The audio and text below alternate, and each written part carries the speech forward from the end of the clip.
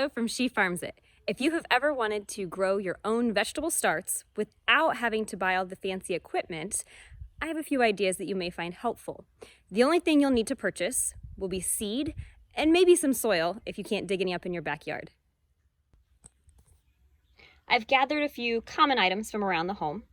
Some toilet paper, a banana, this one's half eaten, and it can be pretty stale at this point. This is off of a pop bottle, so cut a pop bottle in half, water bottle, some soil, toilet paper or paper towel tubes, eggshells, some saran wrap, plastic container.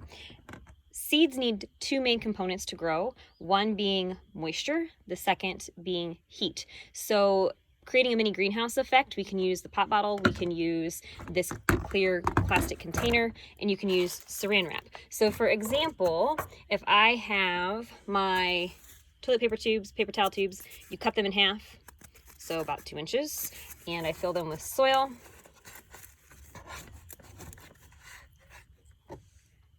Add all of these to your container. We could even use eggshells with soil. Add all those to your container. Now, if you have a biodegradable drink tray or a biodegradable egg tray, you can actually put the eggshells right back in there for this as well.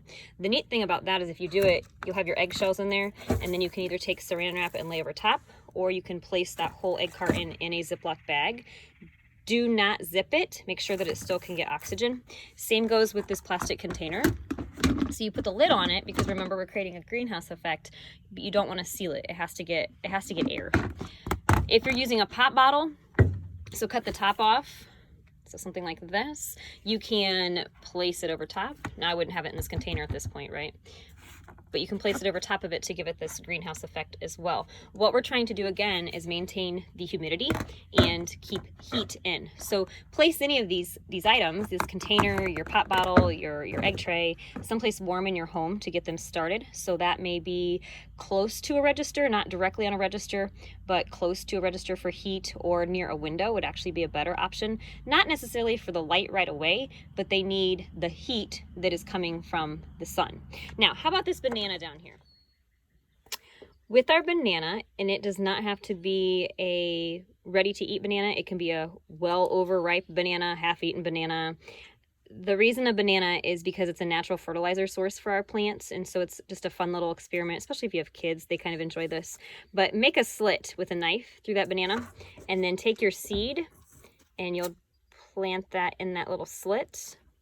Once you get a little germination, you can then take this entire banana, pretend we're back outside again, dig a nice little hole or a little trench to place that banana, and you can actually leave it sit about like this, kind of cover it up a little bit.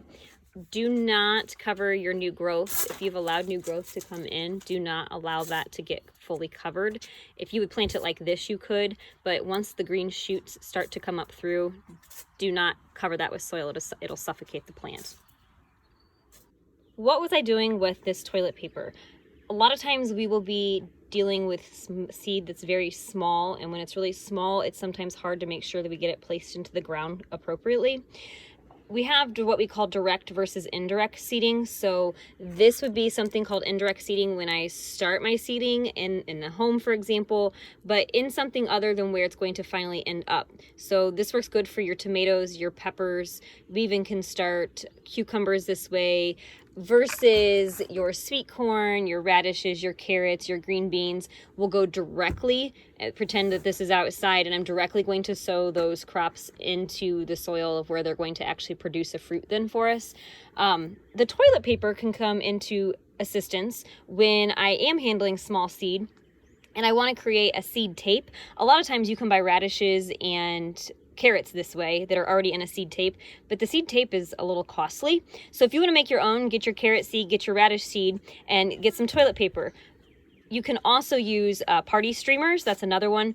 Ideally unbleached toilet paper, again, only because it has fewer chemicals in it, but I'm going to experiment and show you with, this is just grass seed. It's not anything fun, but just grass seed. What you would do though, and this is what's neat, if you take your egg, and if you already had the yolk and the white in there, so you would mix that together, take a paintbrush and dabble a little bit of that on there, and then put your seed with the egg. The reasoning behind it is that egg is going to hold the seed there to where then you're creating a nice tape. So take a little dab of that egg, put it onto your toilet paper, stick your seed on there, and follow that through the whole length of however many seeds you want to put in. What you want to do then is let that dry completely, and then put it, let's go back to pretending this is our soil outside, going back to laying then all of that toilet paper directly on there. You can, if you want, then just barely cover that with a little bit of soil so it has a light covering on it. Make sure it has adequate moisture, and you can tell that this has adequate moisture because if you look, this is dried out. But if you look, this is darker colored soil. So with soils, you can, if you just get a hold of it, now I've got some somewhat clay soil out here, but I can feel the moisture in my hands. And so that's how you know you've got a little bit of good starting moisture to start your plants with. Use a mister as well versus drowning them with a sprinkler when you're starting out with them.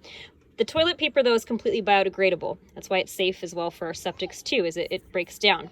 Same thing with your eggs, the toilet paper tube, the biodegradable egg carton.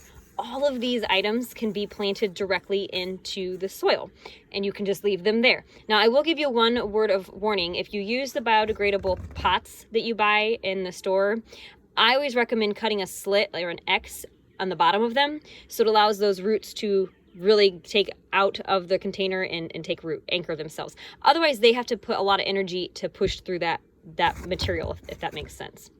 Happy gardening!